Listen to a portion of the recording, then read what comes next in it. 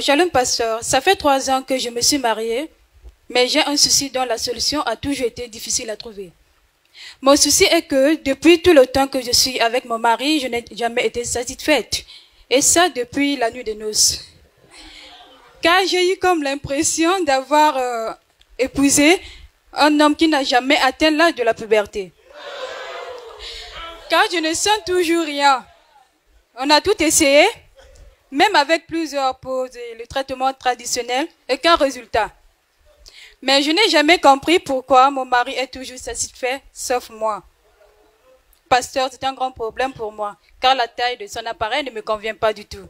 Et j'en souffre énormément. Que dois-je faire, pasteur, car j'ai bien peur de commettre l'adultère. Dois-je toujours rester avec lui malgré tout? Une femme insatisfaite depuis la nuit de noces.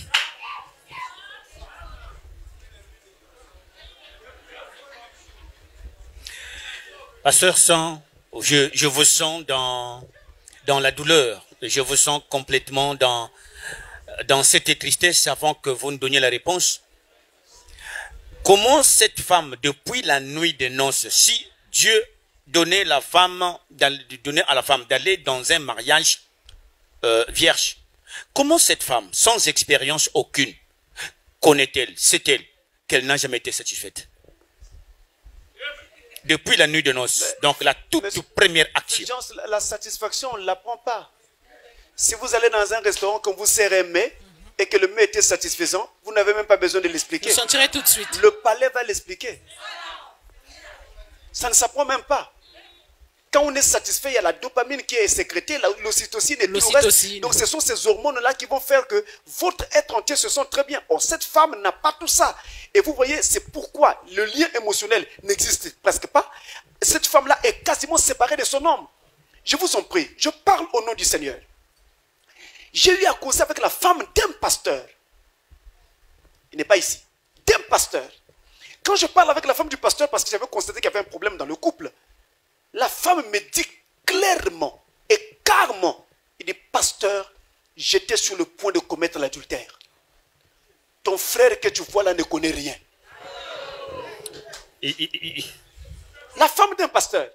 Quand tu viens prêcher l'évangile, tu nous fais beaucoup de bruit là. Tu pensais qu'en maniant ta Bible là, tu vas régler le problème sexuel?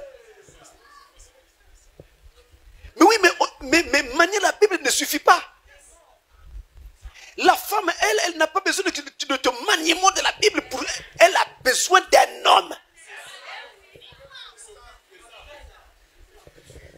Il n'a pas assez de temps, voilà. Alors maintenant, qu'est-ce que cette femme peut faire? Malheureusement, elle ne peut pas divorcer. Elle doit rester là. Malgré cette insatisfaction. Malgré cette insatisfaction. Donc pour le moment, pour l'instant là, nous lui souhaitons d'abord nos condoléances. Elle a fait un mauvais choix. Elle est tombée sur un homme qui ne s'y connaît pas. En second lieu, ce que cette femme doit savoir, c'est qu'elle doit maintenant s'asseoir avec son mari et ils doivent trouver des solutions à ce problème.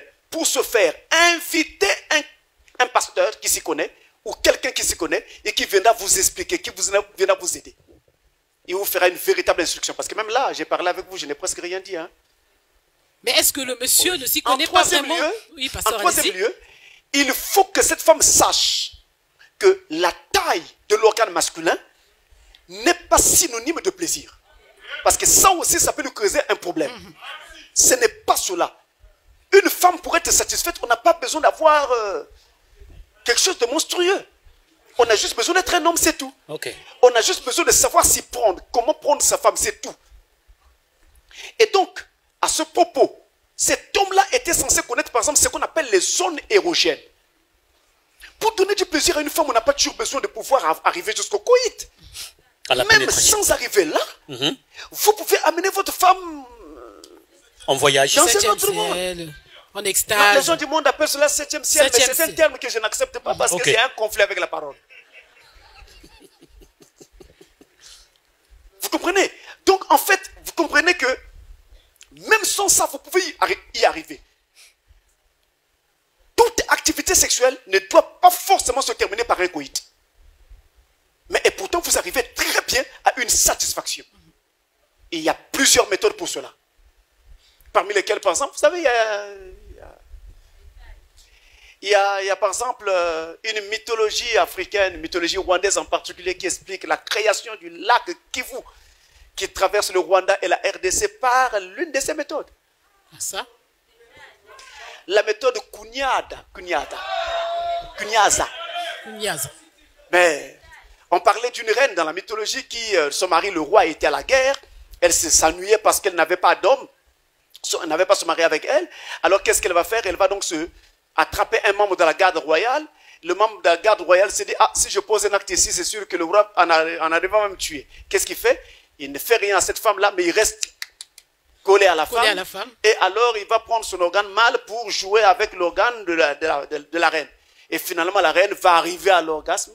Et paraît-il qu'il y a eu beaucoup de liquide qui serait sorti. On appelait ça un liquide sacré. Et que c'est à partir de ce liquide que serait né le lac Kivu. Wow. Pour ceux qui nous suivent en RDC au Rwanda. Mais c'est une mythologie. Alors.